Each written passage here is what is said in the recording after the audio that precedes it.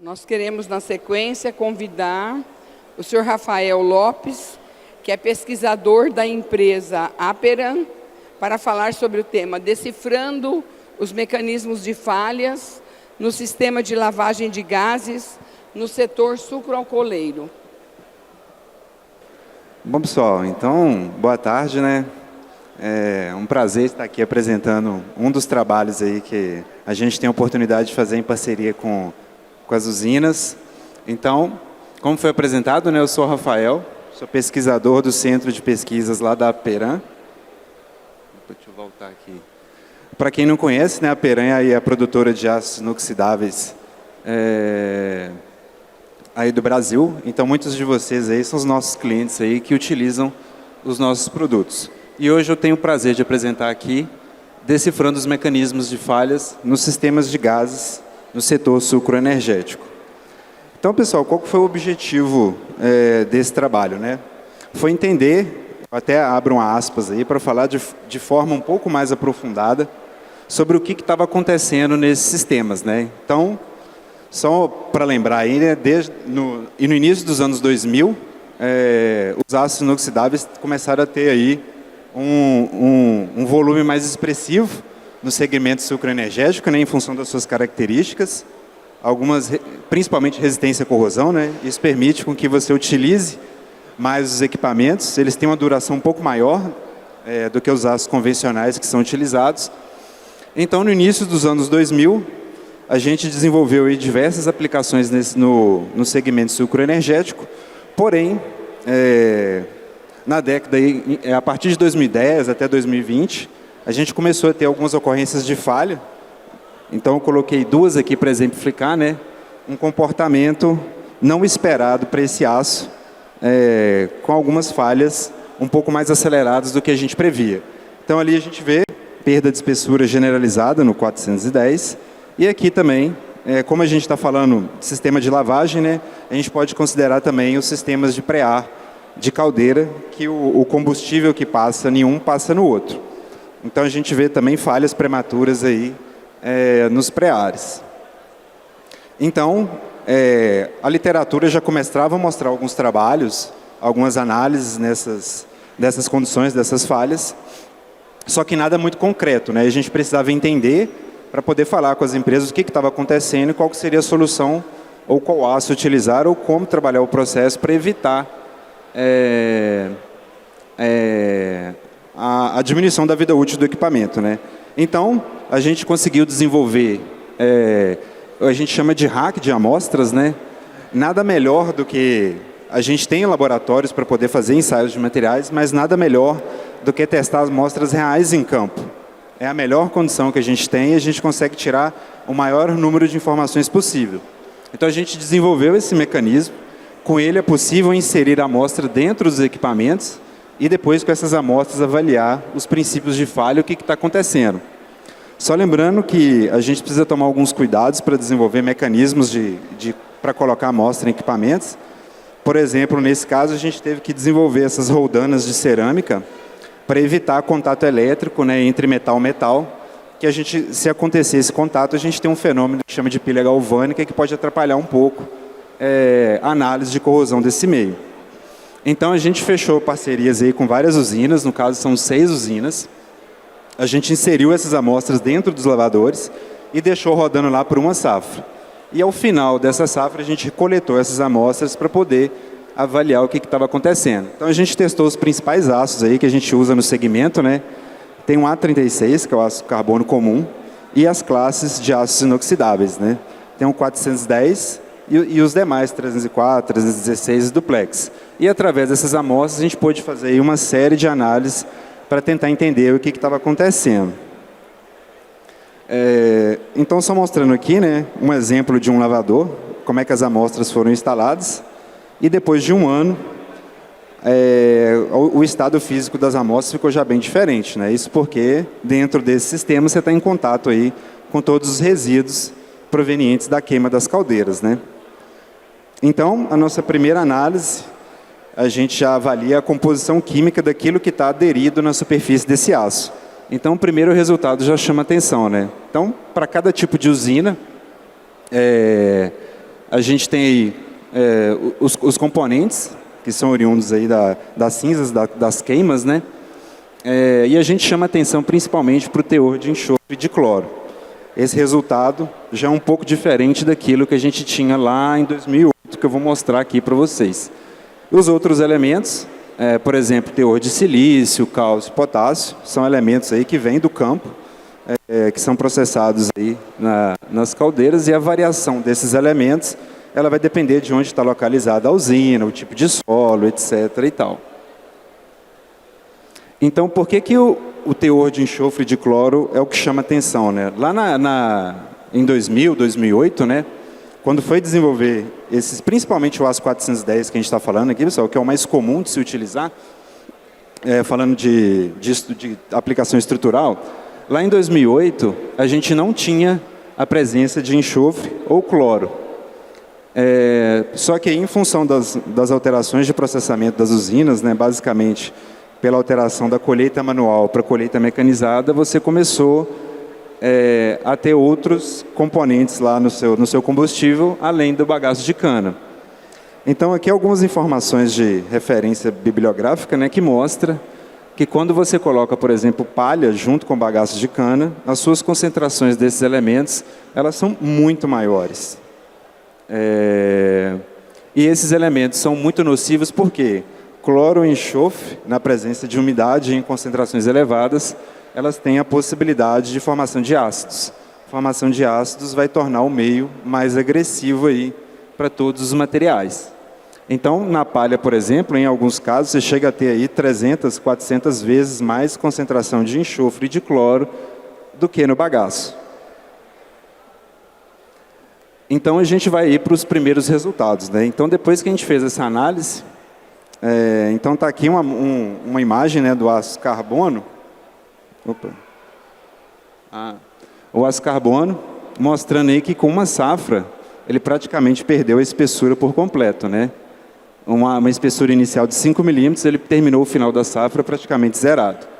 Já o 410, o mecanismo de corrosão é um pouquinho diferente do aço carbono, ele começa a ter o que a gente chama de pitch, né, que são os furos, só que para o aço 410, em algumas usinas ele teve um comportamento muito similar ao aço carbono, que a gente vê por esse gráfico aqui, ó, a gente chama de taxa de corrosão, que é milímetros por ano. Então, ó, em algumas usinas, o que chama a atenção é que o 410 e o carbono, em algumas, eles tiveram o mesmo comportamento. E isso para a gente foi uma surpresa, porque a gente sabe que o aço 410, apesar de ser o aço inoxidável menos nobre, ele ainda tem uma resistência à corrosão muito superior ao aço carbono. E em algumas usinas ele manteve aquilo que a gente espera, né, em torno de 3 a 5 vezes mais resistente do que o aço carbono. Então, a gente, pegando esses resultados, a gente partiu para o laboratório para tentar entender o mecanismo, porque não faz muito sentido, em condições normais, o 410 ser semelhante ao aço carbono. Então, quando a gente vai para o laboratório, pensando em enxofre e em cloro, a gente fez algumas simulações para tentar entender. Então, a gente fez algumas soluções químicas em laboratório e a gente chegou a uma conclusão interessante, né? A única forma de você ter o 410 parecido com o carbono é se você tiver um pH muito baixo, próximo de 2. Esse pH 2, pessoal, indica que o meio está ácido. Ou seja, você só pode ter um comportamento do 410 parecido com o carbono se o seu meio estiver extremamente ácido. Já no pH 5, que é um pH, vamos colocar assim, não próximo à água, porque a água normal, água potável que a gente usa em casa, tem em torno aí entre 6,5 e 9,5 de pH. Mas um pH 5 já é um pH quase básico. Não gera...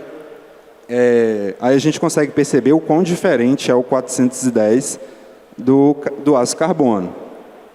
Mas já para pH muito ácido e com a presença de cloreto, o aço 410 começa a ficar no mesmo patamar do aço carbono. Outra análise interessante para tentar entender, então a gente já sabe que nesse meio tem formação de ácido.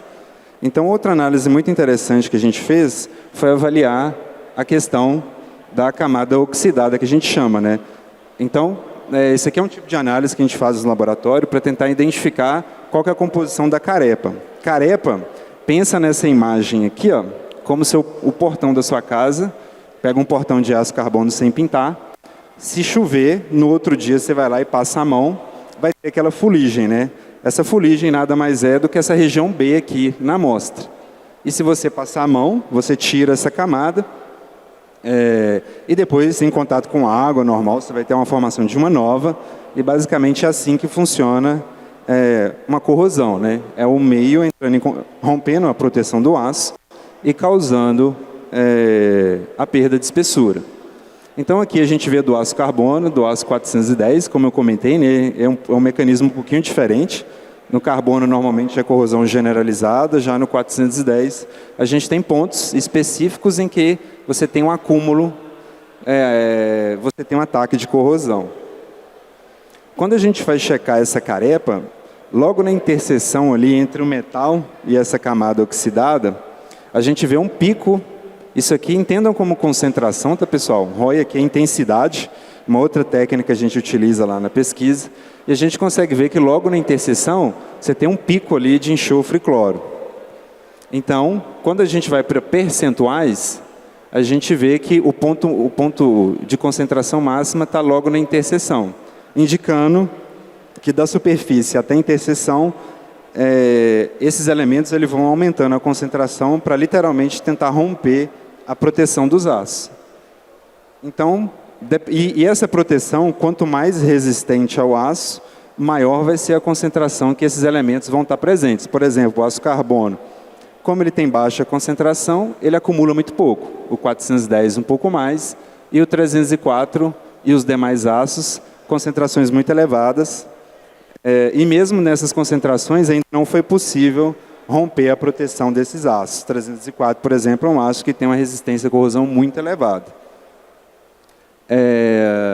Então, isso mostra que você tem ali a gente pode colocar como difusão desses elementos para a base, para tentar atacar o material.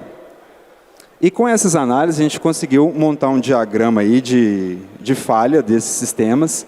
Então, basicamente, os produtos de queima ali das caldeiras, né, elas vão entrar em contato com as paredes dos equipamentos. Até tubos de pré-ar também é muito semelhante ao sistema de falha, só que tubo de pré-ar ainda é um pouco mais agressivo. Então, como você tem elementos provenientes aí da plantação, né, como cálcio, potássio, sílica, isso vai formar incrustações nas paredes dos equipamentos. Esses materiais eles estão carregados de cloro e enxofre. Então, à medida que o processo vai avançando, você vai depositando cada vez mais e mais material. Com o aumento dessas concentrações, você acaba tendo a formação de ácidos. Aí são várias possibilidades de formação. Por exemplo, ácido sulfúrico, cloreto de sódio, e vai abaixar muito o pH dali da região e acaba tornando o meio mais agressivo para os aços. E quando chega a um determinado nível de pH, como a gente viu lá, né, ele vai acabar conseguindo romper a proteção dos aços menos nobres, que é o caso do carbono e também do 410. Só que qual que é a vantagem, né? Como que a gente viu?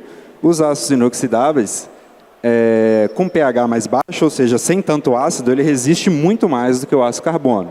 Já no pH 2, a gente vê por essa taxa de corrosão em função da concentração de enxofre mais cloro. Já no pH 2, você tem realmente uma aproximação do 410 do carbono, mas isso não acontece já no 304, que é bem resistente. E qual que é as conclusões que a gente chega nesse trabalho, né? Primeiro, que é possível relacionar a taxa de corrosão em função da quantidade de enxofre e de cloro, pela acidez do meio. Então, para você garantir nesses sistemas de lavagem um bom desempenho do 410, chama de vida útil elevada, né, muito superior ao aço convencional, que é o aço carbono, basicamente é só você reduzir a ocorrência de incrustações nos seus equipamentos ou reduzir a disponibilidade de enxofre e cloro, ou seja, diminuir a quantidade de impurezas basicamente mineral e vegetal. Os aços tipo 304 são mais nobres, né, então eles são resistentes a esse meio. E uma outra notícia é que isso não funciona para o aço carbono, porque com a mínima, até a própria água do sistema de lavagem, ele já consegue atacar esse aço e romper a proteção do aço carbono, que ela é muito pobre. Já o 410 ele consegue resistir bem mais. Então, se você fizer um bom sistema de lavagem, evitando esses problemas, seu 410 aí dura 5, tem uma vida útil muito superior ao do aço carbono convencional. Então era isso, pessoal. Obrigado aí pela atenção.